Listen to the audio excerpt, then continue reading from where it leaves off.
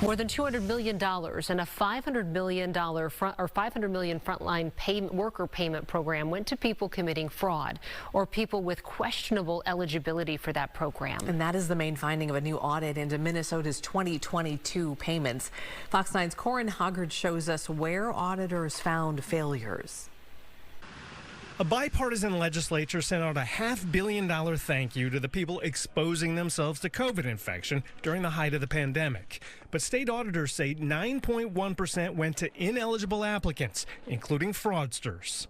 We identified paid applications for which we could clearly determine the applicant was not eligible. That includes 290 people who died before they received a Frontline Worker payment and 26 people who used duplicate identification numbers. Auditors deemed another 32% of approved applications to be unverified, mostly because answers to an auditor survey of their listed employers were inconclusive. Those payments most commonly went to people in retail, manufacturing, food service, and healthcare. The program split up $500 million between eligible applicants. So with just over 1 million people getting payments, they each got about $487. Eliminating 41% of them for fraud or lack of confirmed eligibility would have increased the payments to $833, a significant amount for some of those workers. You know, with the prices of everything going up now, helping with that as well. Food, groceries.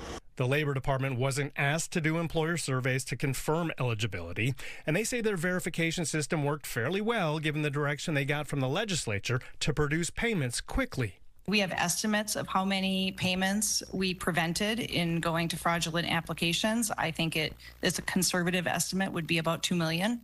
Auditors say the program rejected about 200,000 of 1.2 million applicants.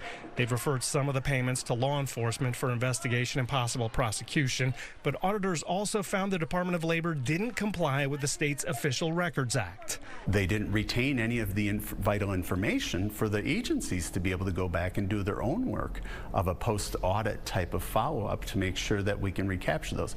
So expect very little back-end recovery from even phony frontline payments. Corin Hoggard, Fox 9.